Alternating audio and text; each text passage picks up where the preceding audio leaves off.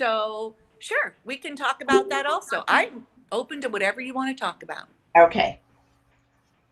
Yeah. So do you want me to show you around a little bit? I'm here at the museum. Do you want me Yes, to get started? yes, Okay. please. That would be So wonderful. this is me, but I'm going to be turning my phone so you don't see me anymore, so you see that. So I am here today at the Historical Museum inside the Busey Gallery, where just a week before everything closed down, we installed a new exhibit I curated titled Her Vote, Her Story. I'm going to try not to make you dizzy and just do a little bit of panorama. And then I'm going to go back and I'll show you some details. Her Vote, Her Story, this is the introductory text, is really a commemoration, kind of celebration of the 100th anniversary since the ratification of the 19th Amendment to the U.S. Constitution. And that's the amendment that restored women's legal right to vote. And I'm really careful to use what verbs I use because many women had the right to vote previously. It is our right, but it was stripped away from us. And then many men and women fought valiantly for hundreds of years to restore that right. One thing I point out in my introduction test that I think is really important and history museums have been talking about a lot this year is that most of us have a really narrow view of the history of women's suffrage, and there are just a few women who are at the forefront, and we could probably name their names, but really women of all ethnicities, of all socioeconomic backgrounds have been fighting for the civil and voting rights for women for hundreds of years. And when the 19th Amendment was enacted, it really was only a partial win because it really mostly benefited upper and middle class white women, and other women were pretty marginalized from having that opportunity. But right here, what I'm showing you is something that Joan Walters, who's on this call, actually located for me. It's a quilt made by women on Bainbridge Island. It's called the Millennium Quilt. It was made in the year 2000, and it was made by women. I'm going to walk over here to the label. When Mary Terry owned the store, Esthers Fabric, she helped organize this project and invited women to respond to the prompt, what does being a woman mean to you? And she also asked them to use this kind of, I think it was her own words in her email to me, garish red fabric, right? So there's lots of detail, and I'm going to go close on this one center square, which you see celebrates, I don't know if you can hear me, I'm far from the phone now, Susan B. Anthony, one of the leaders of the 19th century movement. But it's really lovely. Here's a detail where someone created a fabric photograph. They're all really different. I mean, this one is very dimensional, the little pillow. So really, really varied. And when you get a chance to come here, and I know you will, you'll get a chance to look at all the many details of all this quilting. So thank you to Joan for locating that. It's beautiful. Yeah. Yeah, beautiful. So one of my challenges when Brianna Kosowitz, our executive director, hired me to work for the museum permanently last fall, and the first thing she asked me to do was to work on an exhibit like this. And I knew it was going to be really challenging because this is a national issue of women's suffrage, and that we are the Bainbridge Island Historical Museum. So I was really thinking immediately, how do I bring this story to Bainbridge Island? What does it mean to Bainbridge Island? And that's one reason I was really excited when Joan found this quilt, because it is made by local women. And then the other thing I did right away was I found local women. I interviewed different women on the island and asked them about their voting story.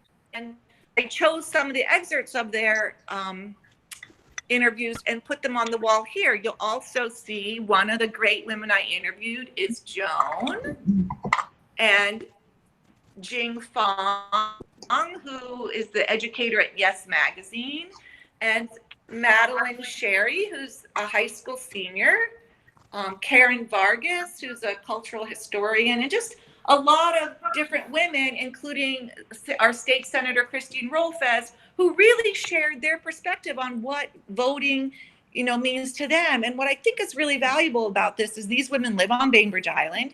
And how did that 19th Amendment impact their lives? And one thing that really came out in interviewing these women of diverse backgrounds is the challenge that voting still presents for women of color, for immigrants, and for Native Americans, right? There are still a lot of barriers to voting. So that law didn't really, it still presents challenges. So over on this wall, I created a timeline, a very abridged timeline of some of the important events that happened before and after the ratification of the 19th Amendment. And what you'll notice, which I think is really noteworthy, is the timeline starts before 1776. And I think that's noteworthy for a couple of reasons. One, because Native American women living on this land since time immemorial always had equal voting rights in their tribes and communities. And many white women did have voting rights in the 13 colonies. And then things changed, like the US Constitution came along and women were stripped of their voting rights, right? Many women. And then the timeline shows some different things that happened, including in 1910, the state of Washington did amend the state constitution, reestablishing a woman's right to vote and run for office. So the state of Washington was the 5th state in the West to actually enact women's suffrage before the 19th Amendment. And then I'll tell you one more thing, then I'm gonna stop and see if you have questions. So the timeline continues until last year, 2019, when our governor passed the Native American Voting Rights Act to remove some of the barriers to voting for people who live on reservations and their address is more non-traditional, and that presented a barrier. So I think what's important, I want people to note, is that this timeline goes for hundreds of years, and yet we still don't have equal access yet for voting. So I'll just stop for a minute and see if you have any questions. Any questions? No? Merilee, you might want to zero in on Lizzie Ordway, just because she's an example of a woman who beat the odds in the late 1800s. Yeah, so Lizzie Ordway, photograph right here. As many of you know, is one of the Mercer girls who came from the East Coast, grew up in the East Coast, and was a significant woman leader here. In Kitsap County, she was the first female county superintendent. She also was very involved with the women's suffrage movement locally with the highly educated white women suffragists. So she was the secretary for the Washington Territory Women's Suffrage Association, and she did meet Susan B. Anthony. Susan B. Anthony and Lizzie Ordway went to the Meggs family home in Port Madison. The Meggs family were some of the progressive families in the neighborhood, like the Yesler family, who really were about reform and So, she met with Susan B. Anthony. So thank you, Joan, for pointing that out. She was a leader. Something that's interesting right down here, I'll show you, are these cool cultural materials that Ralph Monroe, our former Secretary of State, helped me locate at the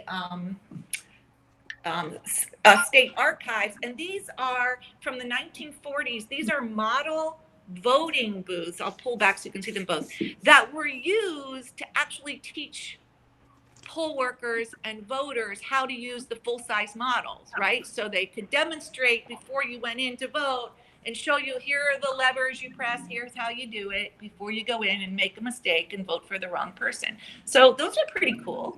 I like those. Much different than how we vote in the state today. But some of us remember voting like that. I do. I remember those, Merilee. The reason why is I remember with when my kids would come along with me. This was later, of course, but they would come along with me, and we still had in Wisconsin. We had those the test ones, and the kids would get a chance to test their voting ability, which was really great fun.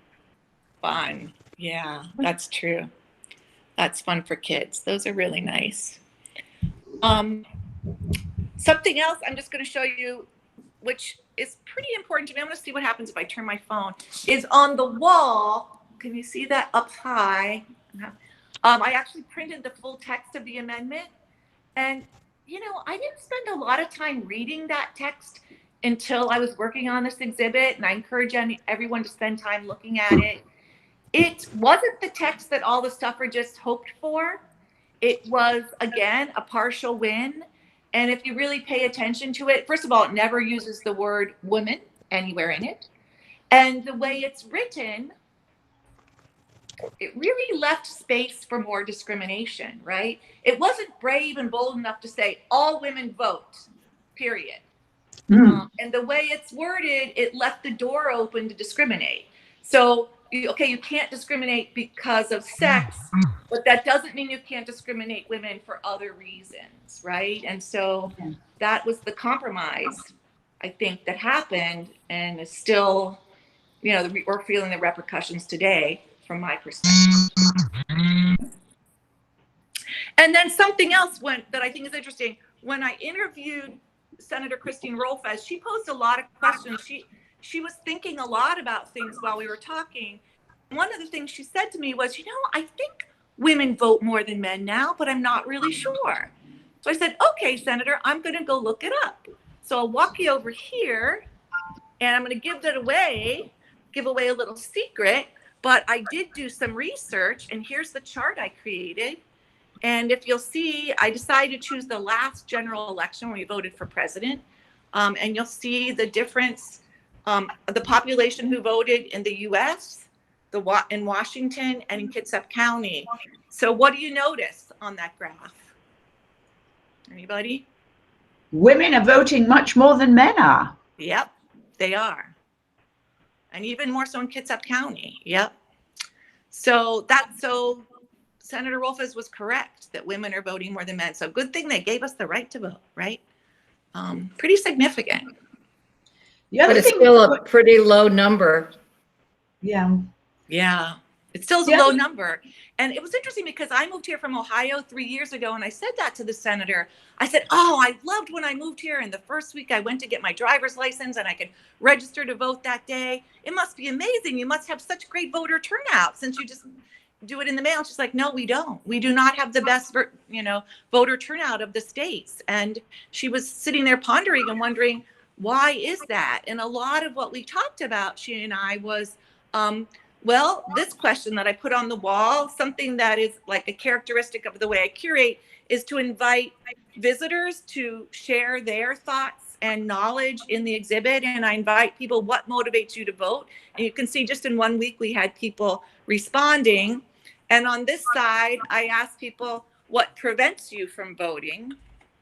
And it's not an easy answer. There are really a lot of reasons that prevent people from voting. I mean, it seems really simple. And I have to admit that I had some assumptions and some bias of thinking why people didn't vote. You know, my husband's always like, oh, those millennials aren't voting. But that's not really the full story about why people aren't voting. Many people really have been marginalized from voting for different ways because of literacy texts and taxes and addresses. Certainly people who are incarcerated still don't have the right to vote. And I wonder if that's the reason so many more women are voting than men, because so many men have been incarcerated and then they can't vote. And then there's the fact of being educated to vote, right? Like a lot of people just don't feel empowered that they have the knowledge to vote. So I think it's an interesting question that I've really been thinking about a lot. Merilee, one of the things that Washington State is so great, I'm so grateful for to live here, is that we have voting by mail, which I think this year is going to make a huge difference to how we vote. And a lot of, I belong to a small group, and we have been sending postcards to areas that have decided you can sign up to vote by mail, like in Florida, to encourage people to do that. Right. Yes, but as I told you, the state of Washington does have vote by mail, but we don't have better voter turnout, according to Christine Rolfes, than states that people vote in person. So for some reason, it hasn't impacted the voter turnout. When you think, wow, how much easier can it be, right? Yeah. So kind of curious. Yeah, it's it's a very complex issue. Just like the whole, and right here's an area where people can make a voting pin. Just like the whole, the issue of voting and who gets the right to vote is very complex and very messy and very nuanced. And the whole suffrage movement was very complex and very nuanced, and there were many factions. Everyone did not get along. Everyone did not agree. It's important to note, it's pretty standard knowledge now that the women like Susan B. Anthony and Elizabeth Cady Stanton, they were flat out racists. They did not think that Black men should have the right to vote before them. They used a lot of pretty horrific language. And that didn't always come out. For example, when I was in school, and now we know, if they had a women's march, sometimes they asked African American women to march in the back of the parade, even though in the 19th century, a lot of this women's suffrage movement really started and was rooted in the abolitionist movement.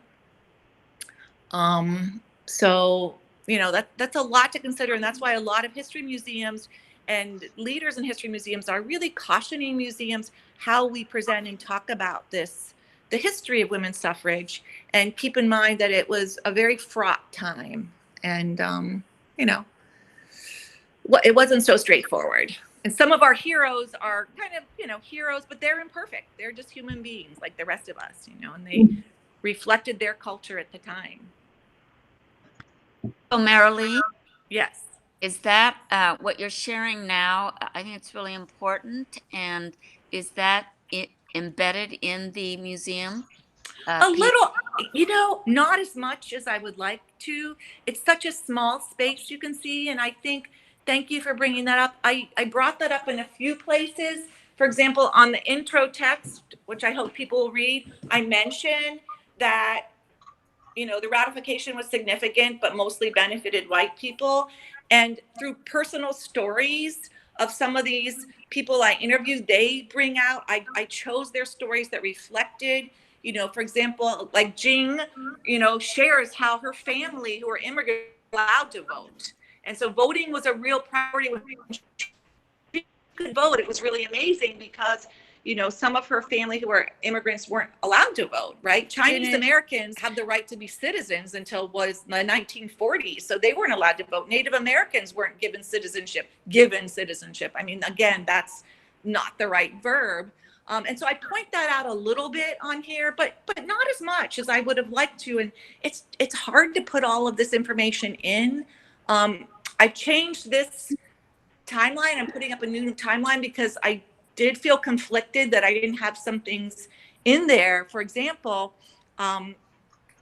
when the famous Seneca Falls Convention in 1848, some of the leaders of the convention, like Elizabeth Cady Stanton, who, they lived in the eastern part of our country, she actually spent time with the Iroquois Nation out in what is now the New York area, and was really shocked to find out that women had equal voting rights. And so that whole campaign was really inspired by the Native American way of life. And that's like a piece of information I realized was missing. So I added that back into my new timeline I'll be putting up once the graphic design place reopens. So I don't think I really, highlighted that enough. I don't think we can highlight enough. So I'm doing that a lot when I'm talking about it. I would Yeah. you this walking through the museum with you, especially who's had a major hand in telling the story. You can insert areas of thought that you think might have been less highlighted than you would have wanted.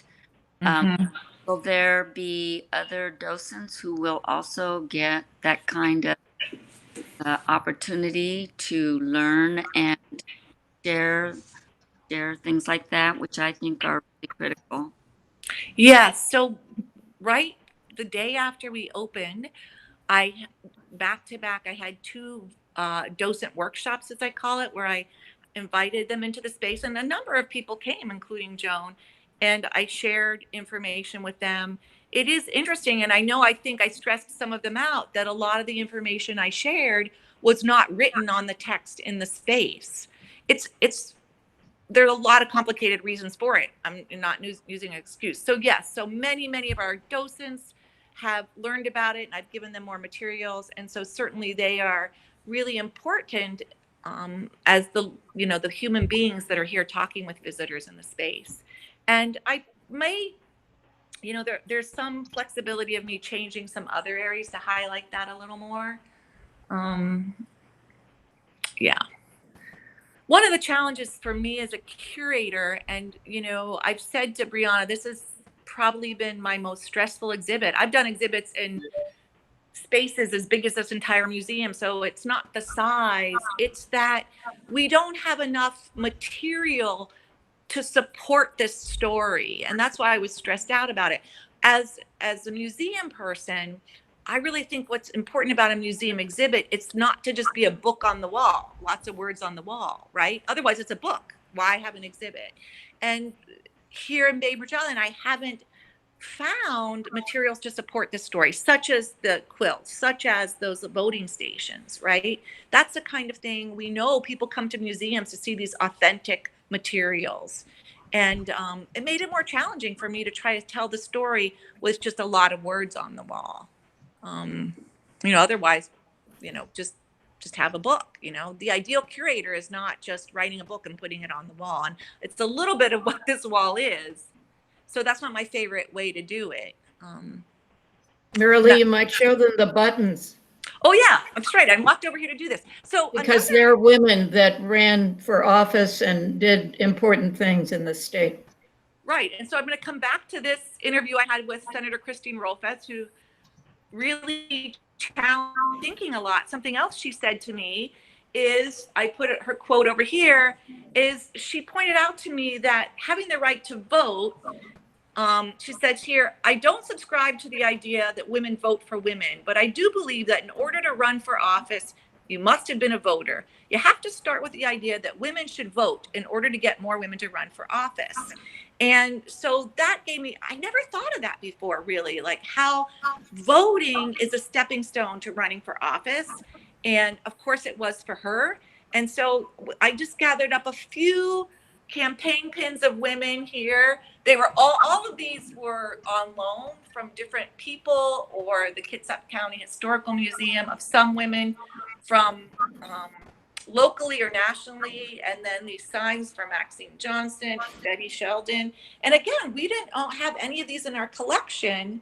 And this also really inspired me, and I'm sending the call out to you, is I said to Brianna, like, wow, I need to start collecting this kind of stuff from the island right now, starting this year. When there are local campaigns, I will start to collect this kind of signage and pins from candidates who live on the island. But this isn't something we have in our collection now. But if that's one great thing that comes out of this exhibit, it made me think that that's an area we need to expand our historical collection here, right? So a shout out to all of you. You might say, hey, I have some of that in my house. I'd love to donate, or I will gather some up this fall and help you out and find that kind of stuff. That'd be really helpful. Thanks, Joan, for calling that out.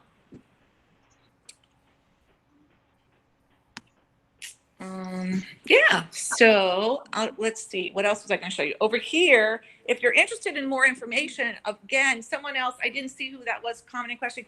This is a really great book I love. We're going to have it in our museum library. It's available from the Washington State Historical Museum, and that's the curator who wrote it and put it together, about the women's suffrage movement through in the Pacific Northwest, and specifically in Washington State. So that's, if anyone's interested in reading more. Sorry, could you give us the name of that book again? Yeah, I'm sorry, I missed it. No, you don't have to be sorry. I just kind of, it's called, let me see if I can, Women's Votes, Women's Voices, The Campaign for Equal Rights in Washington, by Shanna Stevenson.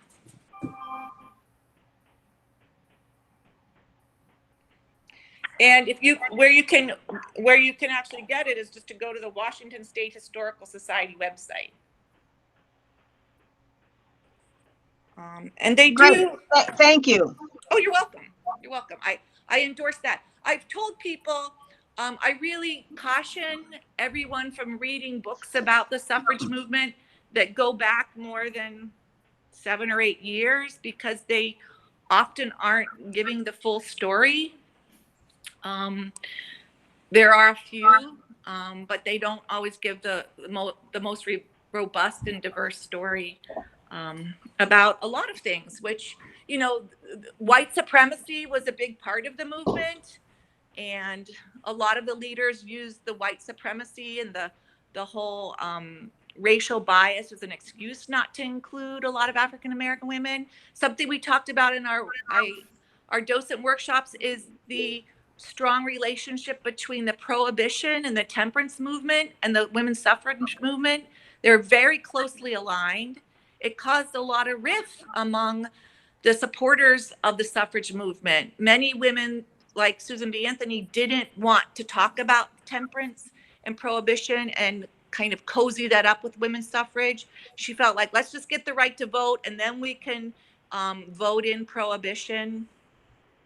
Because a lot of men didn't want women, especially in the city of Seattle, right? Which was known for its saloons and its bars. Men were against giving women the right to vote because they knew women were going to vote in these alcohol taxes and these alcohol prohibitions. And you may or might not know that a lot of that was out of this Christian morality, but more importantly, women were voting against alcohol because so many men were getting drunk. There was much more alcoholism and coming home and beating their wives and their family. That was real. And that was a real causality, you know, too much alcoholism, beating their wives. That was a real issue for women and women's rights. And so that played a big part in this whole movement in the 19th and 20th century, particularly in Seattle. So that's a lot of information, right? You may or may not have known. Yeah. Is that in your exhibit? No, that isn't in the exhibit, honestly. Again, that's just a lot of background information that is not, you know, here. There's, you know, this is a big, what I said to the docents, the women's suffrage movement going back to 1776 is a big, messy, complex story that doesn't relate specifically to the island per se, or I don't have evidence of that. And this is a small little exhibit. So, you know, so much more that can be addressed in this little exhibit. Oh, one thing I didn't show you that's interesting that's over here. So this is a label. And when you come, you can do this, or you can write this down now. I introduced a new program to the museum. It's called Guide by Cell, and it's a very simple technology system where you just have to dial this phone number and press 22 pound, and you can hear a 2-minute recording. This is Maury Lewis of the Kitsap County of the League of Women Voters talking about the women's suffrage movement and its relationship to the League of Women Voters. You may not know that the League of Women Voters was founded the very year, 1920, as the ratification of the amendment. And actually the woman who started it was very much involved with the women's suffrage movement, and recognized that, oh my gosh, if women get the right to vote, we need to be educated about who to vote for. And that's how that movement really got started. It's a nonpartisan movement. And so I learned a lot about that. So that's kind of an interesting fact that women recognized early on that if they're going to have this right and this power, they needed to use it, you know, wisely. They needed to educate themselves. Voting is an act of education. Something else Christine Rolfes said to me. Voting is an act of education.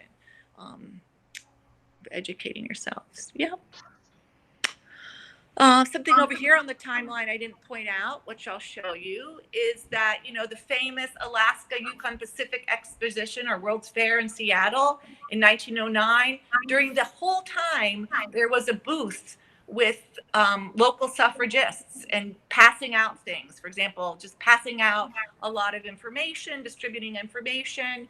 And this is, a copy of one of these little ribbons that they passed out. So that was really the way it was really the grassroots effort from locality to locality that helped move this whole amendment forward. Small groups of women, just like today, women got together through church groups and women's clubs and really got the information out that way through their small groups. They created cookbooks. Olympia, in the city of Olympia, a group of women got together, and this was common across the country, that women's clubs would make cookbooks, right? We all know that.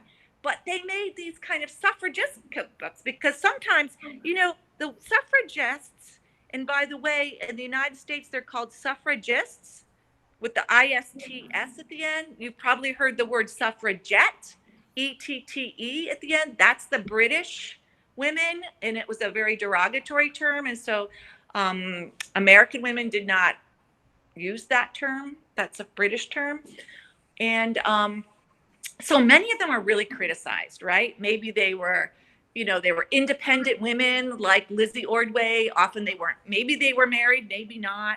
They were smart, independent women, and then they were mocked. There was all kinds of cartoons that would mock them. And, often they were criticized. I think of Hillary Clinton when Bill Clinton was first running, and how she was, that whole story about could she bake cookies or not, like Barbara Bush. And so there was a lot of mocking that these were manly women and they were supposed to be in the home and cooking and cleaning. So as a response to that, many of these women's groups made cookbooks to show, like, no, we can do it all. We can cook too. But then in the cookbooks, they inserted some propaganda about the movement. So I think that was a really interesting and clever response to the criticism, right? Women, and it's interesting to me that even 150 years ago, 100 years ago, women still had this, they had to do it all, right? How do women figure out how to do it all, right? That's still just something that's always upon us, that we're challenged with. Men, we don't ask men to cook and go to work, but women have to do all of that. I do, but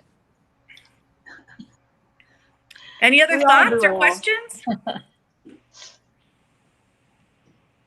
Any other thoughts?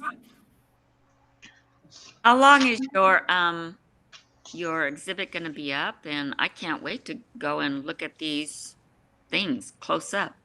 Oh, well, thanks for asking. And I see your name is Kimmy because my phone is popping up with people's names. It's going to be up through the middle of September 15th. So hopefully we can all congregate by then.